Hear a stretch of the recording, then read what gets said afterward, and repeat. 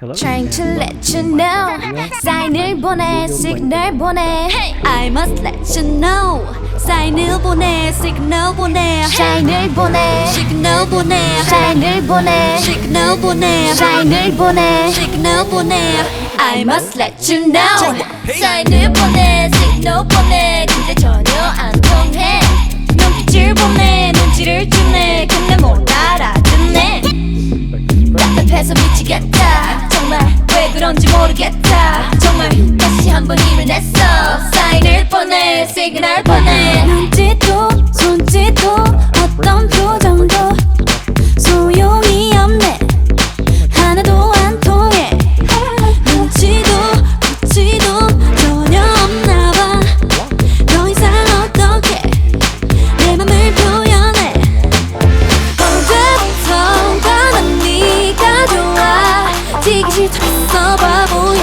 왜 이렇게도 내 맘을 몰라 언제까지 이렇게 둔하게 날 친구로만 대할래 내가 원하는 건 그게 아닌데 시그널 보내 시그널 보내 찌릿 난 너를 원해 난 너를 원해 왜 반응이 없니 난 날마다 마음을 담아 찌릿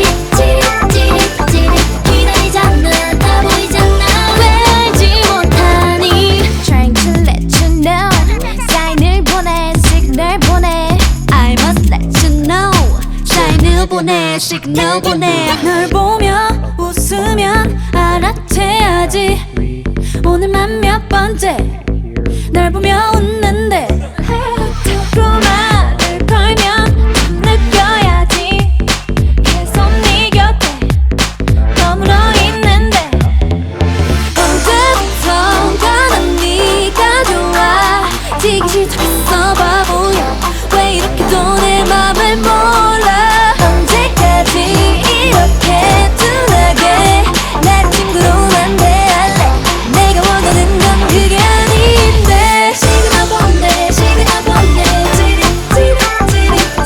난 너를 원해 난 너를 원해 왜 반응이 없니 난 날마다 마음을 담아 찌릿 기다리잖아 다 보이잖아 왜 알지 못하니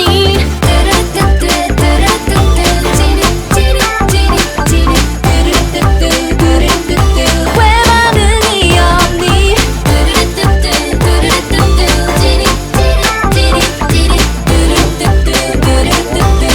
알지 못하니 사인을 보내 시그널 보내 근데 전혀 안 통해 눈빛을 보내 눈치를 주네 근데 못 알아듣네 답답해서 미치겠다 정말 왜 그런지 모르겠다 정말 다시 한번 힘을 냈어 사인을 보내 시그널 보내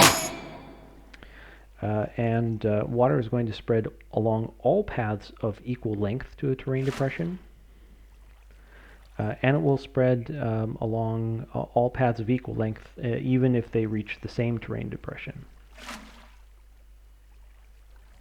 Okay.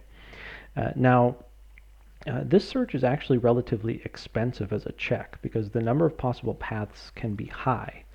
In Deluse's definition of the word path, more than 1,300 paths could need to be checked, and that's going to be for each block of flowing water for each tile tick it receives.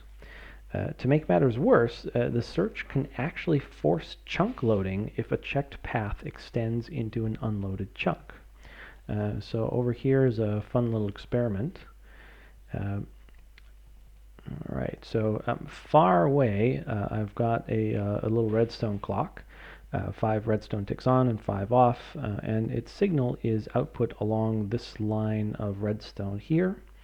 Now the line isn't blinking because the clock is too far away. It's in an unloaded chunk, but as we move closer we'll see this line start to blink. There we go.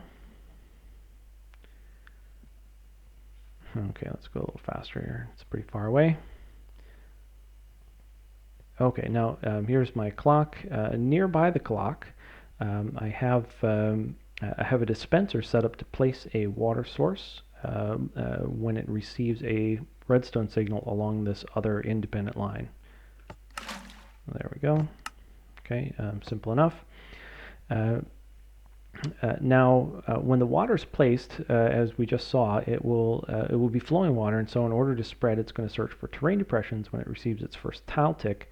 But we've got the terrain depressions on either side here, so the water is ultimately going to spread only in those two directions. Just as I showed before, we've got the water just flowing directly to those terrain depressions because they are within that taxicab distance of 5 from the source block here.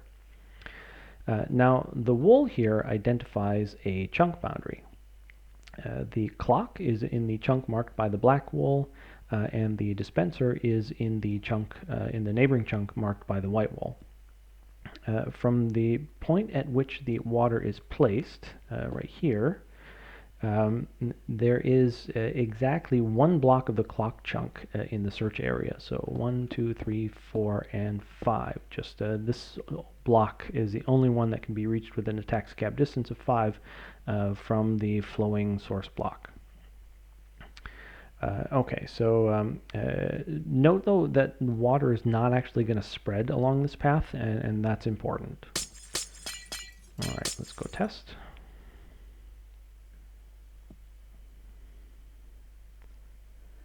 Now this button down here, this marks a position at which the dispenser chunk is still loaded, but the clock chunk is unloaded. Even though our redstone line here is activated, we can see that it stopped blinking. So pressing this button will activate the dispenser and place the water block, causing the search. And if the clock chunk is loaded for the search, we'll see the alternating signal of the clock. And there you go.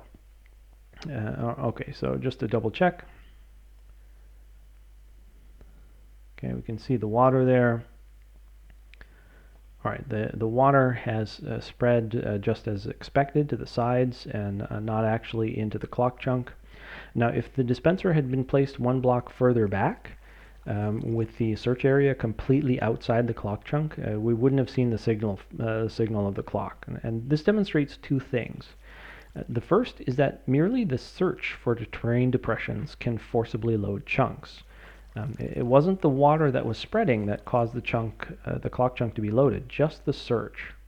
The second thing that was demonstrated is a little bit more subtle, and I've done some additional experiments to demonstrate this a bit more precisely, but all unobstructed paths of 5 or less seem to be followed until a terrain depression is found, regardless of whether shorter paths exist.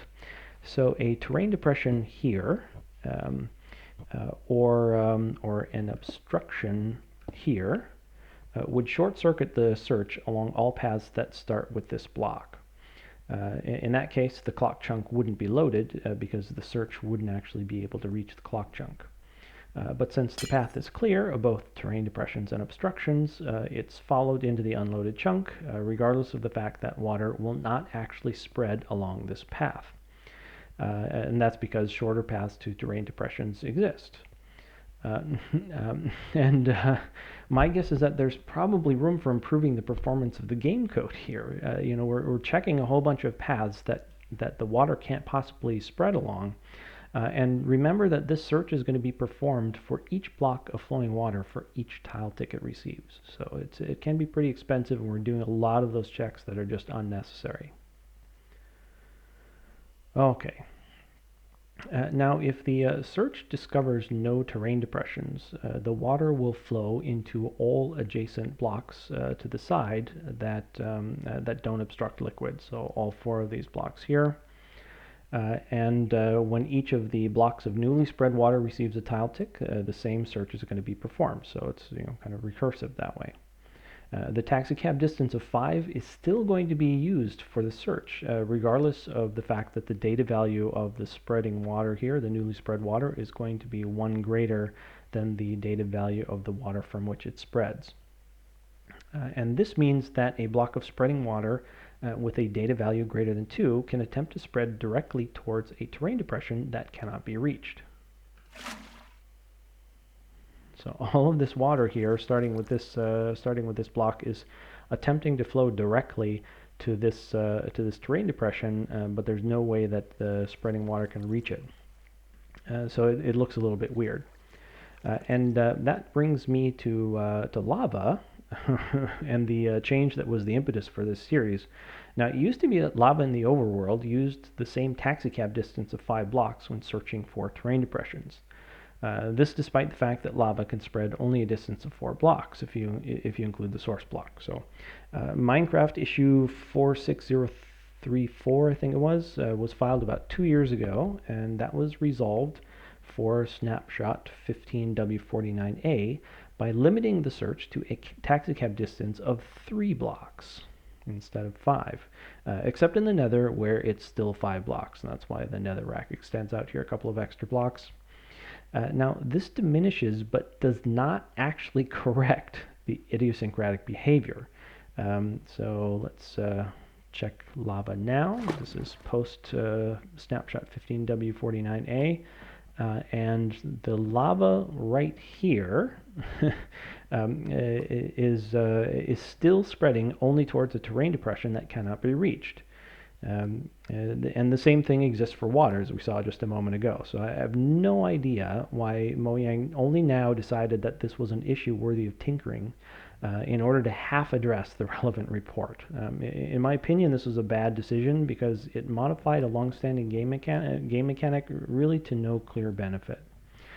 What this change means in practice mostly is that lava from lava springs is going to spread more because it will be spreading along more paths.